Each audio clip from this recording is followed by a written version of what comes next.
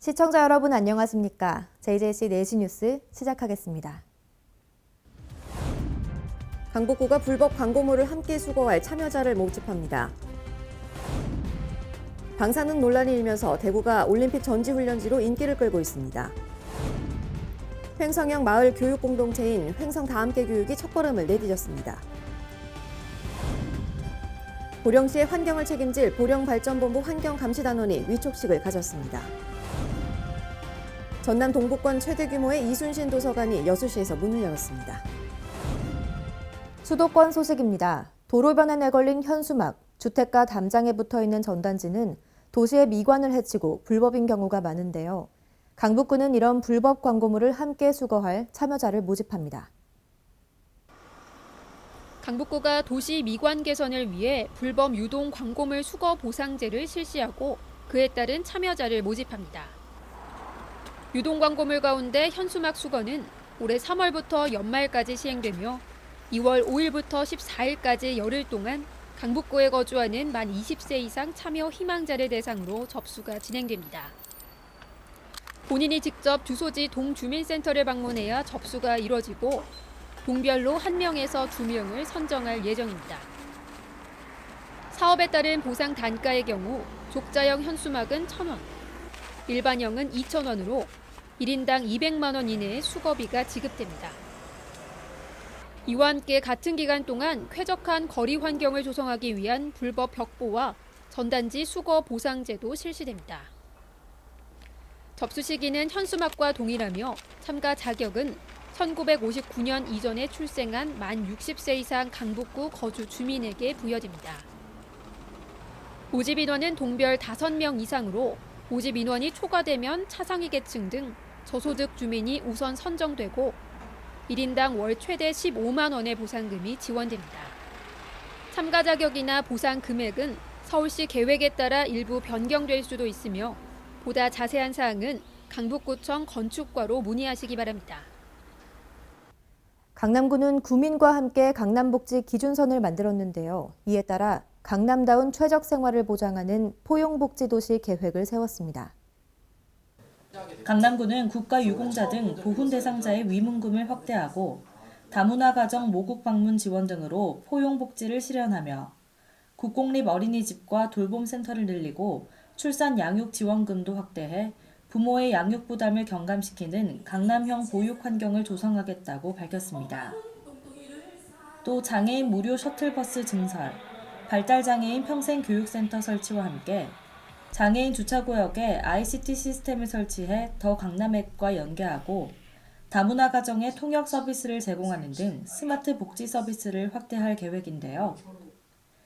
여기에 독거 어르신 ICT 돌봄 서비스와 치매 어르신 스마트워치 지원, 우리 동네 돌봄단 운영 등 안전한 노후를 위해서도 적극 지원할 예정입니다. 2020년 강남구의 포용복지도시 2차 연도 계획을 통해 보다 살기 좋은 강남이 되기를 기대합니다. 무신분립, 믿음이 없으면 설 수 없다는 뜻이죠. 2020년 새해를 맞아 은수미 성남시장은 무신분립을 강조하면서 시민들과 신뢰를 쌓을 수 있는 자리를 마련했습니다. 성남시에서는 1월 7일부터 2월 14일까지 14곳에서 50개 동을 대상으로 시민과의 새해 인사회와 4번의 분야별 인사회가 열립니다. 해당 동별 기관단체장, 자생단체, 청년, 학생 등 다양한 계층의 시민이 참석해 격이 없는 대화를 나눌 예정입니다. 은수미 성남시장은 새해 인사회를 통해 아시아 실리콘밸리 성남 프로젝트, 대중교통 사각지대 해소, 아동복지 실현 등 올해 성남시가 중점적으로 추진할 시정 운영 방향을 설명하고 현장에서 시민들의 불편사항이나 궁금증에 대해 즉문즉답을 이어갑니다. 성남시는 이번 인사회를 통해 시민의 의견을 귀담아 듣고 정책에 반영할 계획이라고 밝혔습니다. 광역시 소식입니다. 대전시소는 시민 누구나 참여할 수 있는 정책 제안 플랫폼이죠. 대전시소의 첫 시민토론 결과가 나왔는데요. 이에 대해 대전시가 답했습니다. 대전시가 대전시소 개설 후 처음 실시한 제1호 시민토론인 일회용 플라스틱 없는 날 지정에 대한 시민 의견 결과에 답했습니다. 시는 2019년 11월 한 달간 대전시소에서 일회용 플라스틱 없는 하루를 지정하면 어떨까요? 라는 주제로 온라인 찬반 투표를 실시했으며 투표에 참여한 435명 중 98%가 찬성의 의견을 모았습니다. 이에 대전시는 환경의 날, 자원순환의 날 등 환경 관련 특정 행사와 함께 일회용 플라스틱 없는 하루를 정해 다각적인 일회용품 줄이기 캠페인을 전개해 나갈 계획입니다. 관련 정책 수립 결과는 대전시소 홈페이지 실행 코너에서 확인할 수 있습니다.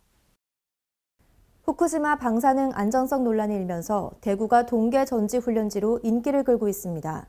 다가오는 2020 도쿄올림픽을 앞두고 대구시는 해외 국가대표팀의 현지 적응 전지훈련을 유치하는 데에도 총력을 기울이고 있습니다.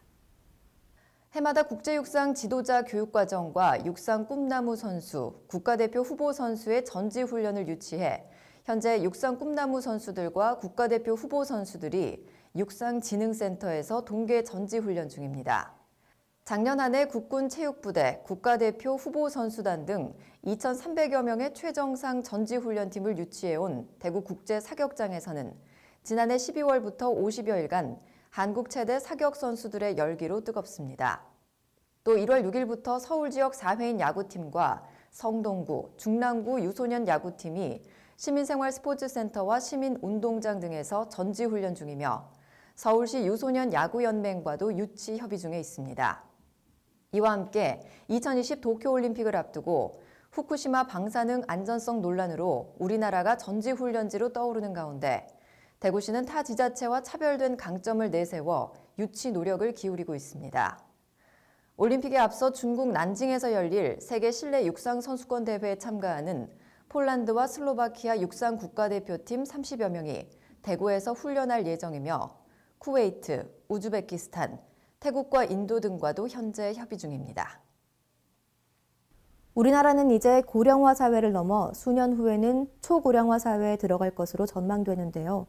광주시에서는 국내 최고의 노화연구시설이 건립돼 지난 14일 준공식을 열었습니다. 고령화 시대에 대비한 항노화 산업 육성을 위해 건립된 노화연구시설은 국비 110억 원 등 총 190억 원이 투입됐으며 대지 16,532제곱미터 부지에 3층 규모로 건립됐습니다. 노화연구시설은 노화연구 수행을 위한 고령동물 공급 및 개방형 노화연구 플랫폼으로서 초고령화 사회 대비 건강노화 실현 연구 및 산업 지원 등의 역할을 수행하게 됩니다. 광주시는 이번 시설 건립에 따라 지역경제 파급 효과 430억 원과 고용 창출 224명 등의 효과가 나타날 것으로 기대하고 있습니다. 강원도 소식입니다. 강릉커피축제가 문화체육관광부가 정하는 2020-2021년도 문화관광축제에 최종 선정됐습니다. 커피도시 강릉을 대표하는 강릉커피축제가 축제 평가에서 잇따라 높은 평가를 받으면서 국비 지원을 받게 됐습니다. 2019년 커피축제는 한국기업평판연구소에서 주관한 축제 브랜드 평판 빅데이터 분석에서 전국 775개 축제 가운데 2위에 이름을 올렸습니다. 또한 문화체육관광부 지정 2020-2021년 문화관광축제에도 최종 선정됐습니다. 이에 따라 올해부터 2년 동안 국비 지원과 함께 문화관광축제 명칭을 사용하고 한국관광공사를 통한 국내외 홍보 마케팅 지원을 받게 됩니다. 중국 산둥성 웨이팡시가 문화관광 분야 민간 교류를 활성화하기 위해 평창군을 방문했습니다. 웨이팡시는 인구 1억 명 이상인 도시로 중국 전체 도시 중 경제 규모가 15위입니다. 이번 방문을 통해 웨이팡시는 겨울축제 등 평창군의 주요 관광지를 둘러보고 향후 단체 여행객 방문 등을 추진합니다. 평창군과 웨이팡시는 문화관광 분야의 교류를 활성화해 민간으로 확대하는 것을 논의했는데요. 평창군 관광협의회와 웨이팡시 여행국 간의 우호 교류 협약을 맺고 두 도시 간의 구체적인 민간 교류 활성화 방안을 논의했습니다. 관계자는 앞으로도 중국을 비롯해 세계 여러 나라와 문화, 관광, 경제 등 다양한 분야에서 교류하며 평창군이 세계 속의 도시로 각인될 수 있도록 최선을 다해 노력하겠다고 말했습니다. 한편 평창군은 지난해 8월부터 웨이팡시와 공동 발전을 위한 상호협력 협약을 체결해 다양한 분야에서 교류를 추진하고 있고 지난해 9월 웨이팡시에서 열린 한중일 산업박람회에 참가한 바 있습니다. 아이를 기르는 데에는 온 마을이 든다라는 말이 있죠. 횡성형 마을 교육 공동체인 횡성 다함께 교육이 첫걸음을 내디뎠습니다. 마을이 아이들의 배움터가 되고 마을 주민들이 다 함께 아이를 키우는 마을교육 공동체를 조성하기 위한 횡성 다함께 교육. 횡성군은 올해 둔내와 안흥, 공근면의 초중학생을 대상으로 방과 후 돌봄과 진로체험, 예체능 등 다양한 프로젝트 수업을 진행하는 횡성 다함께 교육 시범 운영을 실시합니다. 그중 지난해 12월 지역교사와 학부모 등으로 마을교육 공동체를 구성한 공근면에서 지난 8일 마을교육 공동체 교육 첫 프로젝트가 시작됐는데요. 건축사 선생님으로부터 건축개론 강의를 듣고 난 후 학생들 스스로 직접 지낼 공간을 만들어보는 우리 공간 만들기 프로젝트가 그것입니다. 공근면 마을교육 공동체는 앞으로도 방과 후 돌봄과 진로체험, 예체능 등 다양한 프로젝트를 통해 학생들의 건강하고 올바른 성장을 지원할 계획입니다. 다음은 충청도 소식입니다. 충청북도에서는 중부권 거점공항인 청주국제공항의 활성화를 위한 사업을 추진하고 있습니다. 국토교통부가 올해 말 수립할 제6차 공항개발 종합계획에 관련 사업을 대거 반영한다는 계획입니다. 중부권 거점공항으로 성장한 청주국제공항. 청주국제공항 활성화를 위한 사업의 근거가 마련됐습니다. 정부는 5차 국토종합계획과 3차 항공정책계획에 청주공항 활성화 사업을 반영했습니다. 특히 중부권 거점공항인 청주공항의 역할 확대가 5차 국토종합계획에 명시됐습니다. 이로써 행정수도와 제2항공화물 거점공항으로 거듭나기 위해 세종에서 청주공항 고속화도로를 검토하고 저비용 항공 전용 여객터미널을 신축해야 합니다. 공항 활주로 역시 확대하고 공항 화물 터미널 신축을 검토해야 합니다. 제3차 항공정책 기본계획에는 청주공항 활성화를 위해 지역 특성에 맞춘 시설 개선 등의 지원이 필요하다고 규정했습니다. 지원 규정에 대해서는 세종과 대전, 충청 지역의 공항 수요가 증가한다는 점을 이유로 들었습니다. 다만 국토종합계획은 20년 단위로 수립하는 만큼 충청북도는 청주공항 활성화 사업을 이른 시일 내 추진하기 위해 국토교통부가 올해 말 수립할 제6차 공항개발 종합계획에 관련 사업을 대거 반영한다는 계획입니다. 충청북도가 구상하는 사업은 청주공항 위계를 행정수도 관문공항으로 지정하는 것입니다. 또한 북한 관문 공항 지정 육성을 계속 추진하고 청주공항 활주로를 3,200m로 연장합니다. 에어로K 운항에 앞서 국제선 여객터미널 독립청사 건립도 추진할 계획입니다. 항공기의 이착륙 안정성을 확보, 결항 지연을 최소화하기 위해 청주공항의 운항 등급 상향을 추진할 계획입니다. 보령시의 환경을 책임질 환경감시단원이 지난 8일 위촉식을 열었습니다. 이번에 위촉된 환경감시단원들은 환경과 관련한 주민들의 불편을 해소하기 위해 노력할 예정입니다.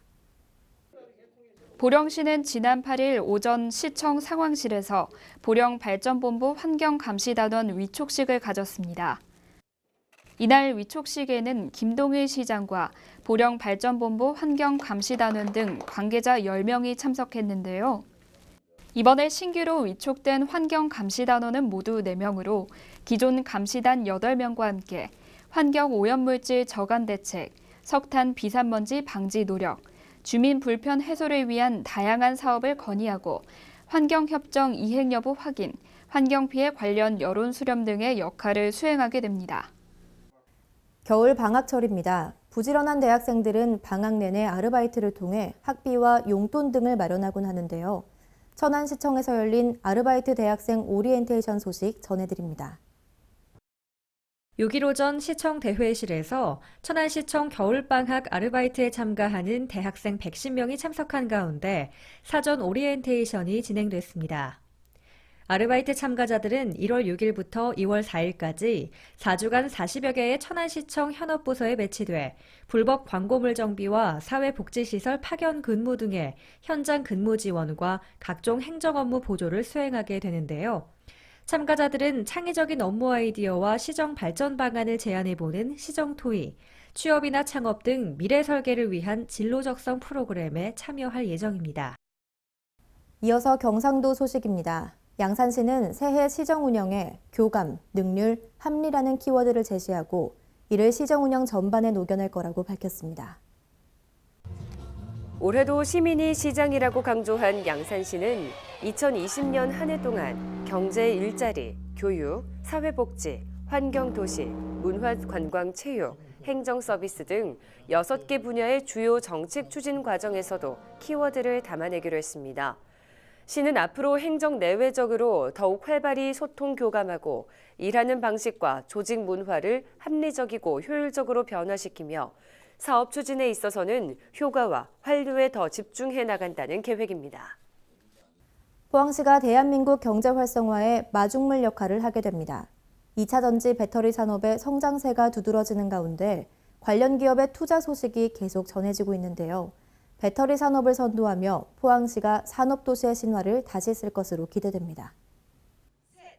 포항시는 9일 GS건설과 배터리 리사이클링 투자 협약식을 가졌습니다. 이번 협약식으로 GS건설은 오는 2022년까지 총 1,000억 원을 투자해 포항 영일만 4 일반 산업단지 내 차세대 배터리 리사이클링 규제 자유 특구에 2차 전지 사업 관련 공장을 건립하기로 했습니다. 또 포항시와 경북도는 인허가 신속 지원, 관련 인프라 구축 등 행정적 지원을 약속했습니다. 이에 따라 포항시는 2차 전지의 소재부터 리사이클까지 배터리 산업 생태계를 구축하며 명실상부 배터리 산업 선도도시로 자리매김합니다. 특히 포항시는 지난해 7월 영일만 산업단지와 블루밸리 산업단지 2개 지역이 차세대 배터리 리사이클링 규제 자유 특구로 지정된 이후 에코프로와 포스코케미칼, GS건설 등 기업 유치가 줄을 이으며 쾌조의 출발을 보이고 있습니다. 또 포항시는 더 나아가 신소재 연구소 설립, 2차 전지용 핵심 소재 고성능화 지원, 2차 전지 안전 테스트 기반 구축을 중심으로 하는 차세대 배터리 파크 조성도 적극 추진하고 있습니다. 이와 함께 배터리 산업을 위한 인력을 양성해 배터리 산업 생태계 조성에 활력을 더하고 4년간 3,000명 이상 규모의 직접 고용 등 일자리 창출에도 나설 계획입니다. 한편 이날 협약식에는 문재인 대통령이 참석해 배터리 리사이클링 규제 자유 특구에 대한 성과와 추진 방향 등을 살피며 배터리 산업 생태계 조성을 위한 정부의 적극 지원을 약속했습니다. 이에 이강덕 포항시장은 포항이 국내 최고의 배터리 산업 선도 도시로서 미래 산업 발전을 주도하고 국가 경제에도 크게 이바지할 수 있도록 최선을 다하겠다고 말했습니다. 전라도 소식입니다. 정읍시의 단풍미인 씨름단이 새로운 선수를 입단시키며 전력 보강에 나섰습니다. 보도에 강석훈 기자입니다. 정읍시 직장운동경기부인 단풍미인 씨름단이 14일 새해 새 출발을 알리는 시무식과 신입선수 입단식을 가졌습니다. 행사에는 유진섭 시장을 비롯해 정읍시 씨름협회 임원과 선수 등 30여 명이 참석했습니다.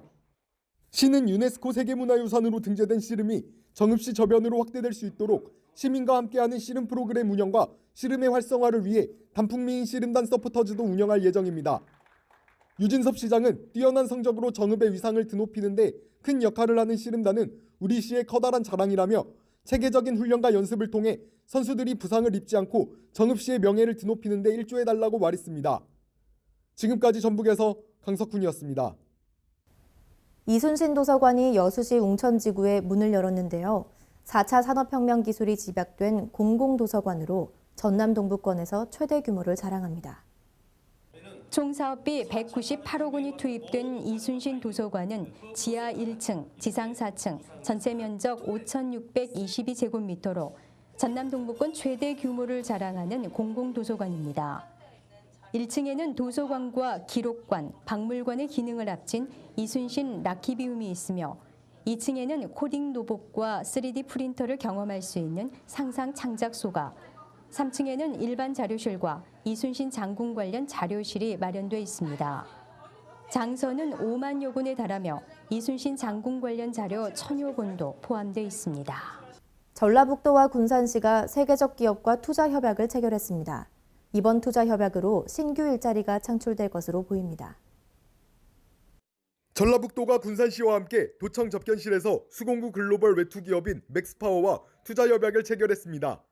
이번에 협약을 체결한 맥스파워는 스패너, 파이프렌치, 니퍼 등 수공구를 제작하는 업체로서 군산 제2국가산업단지 내 총 200억 원을 투자할 계획입니다. 도 관계자는 이번 투자 협약을 통해 약 150명의 신규 일자리가 창출될 것으로 기대한다고 말했습니다.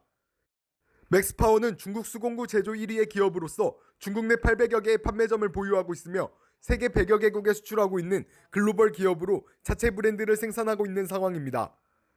송하진 전북도지사는 기업의 신규 투자에 따른 모든 행정 절차 이행에 어려움이 없도록 아낌없는 지원을 해나가겠다고 말했습니다. 지금까지 전북에서 강석훈이었습니다. 세계 소식입니다. 저출산 문제, 우리나라만의 문제가 아닙니다. 러시아 정부는 이를 해결하기 위해 출산 아동과 관련된 수당을 확대하기로 했습니다. 블라디미르 푸틴 러시아 대통령은 현지 시각으로 15일 국정연설을 통해 강력한 출산율 제고 대책을 시행하겠다고 밝혔습니다. 모성수당 대상을 2자녀 이상부터 해서 첫 자녀부터로 확대하는 건데요. 푸틴 대통령은 우리는 가족 생활과 아이를 원하는 젊은 국민을 도와야 한다고 강조했습니다. 두 팔이 없는 여성이 장애를 극복하고 미인대회에 출전해 많은 이들에게 용기를 주고 있습니다. 멕시코 베라크루즈주 난치탈 마을 출신인 24세 여성 안나 가브리엘 몰리나의 사연인데요. 몰리나는 꿈을 쫓는데 장애가 문제가 되지 않는다는 걸 보여주기 위해 미인대회에 출전했다고 밝혔습니다. 몰리나는 지난해 미스 난치탈에서 우승을 거머쥐면서 오는 3월 열리는 미스 베라크루즈에 출전할 예정입니다. 홍콩 앞바다에서 범고래 부치무리가 헤엄치는 모습이 포착됐습니다. 지난 18일 홍콩 비토리아항 근처에 범고래 부치 여러 마리가 모습을 드러냈습니다. 범고래 부치는 흑범고래로도 불리는데요. 따뜻한 바다에서 무리를 지어 생활하기 때문에 홍콩에서 발견된 것은 이례적인 일입니다. 홍콩 동물보호단체는 이 일대의 범고래 부치가 100여 마리에 달할 것으로 추산된다며 선박들의 주의를 당부했습니다. 한 해의 시작 설입니다. 올 한 해도 건강하시고 새해 소망하는 일 모두 이루시길 바랍니다. 이상 내시 뉴스 마칩니다. 시청해주신 여러분 고맙습니다.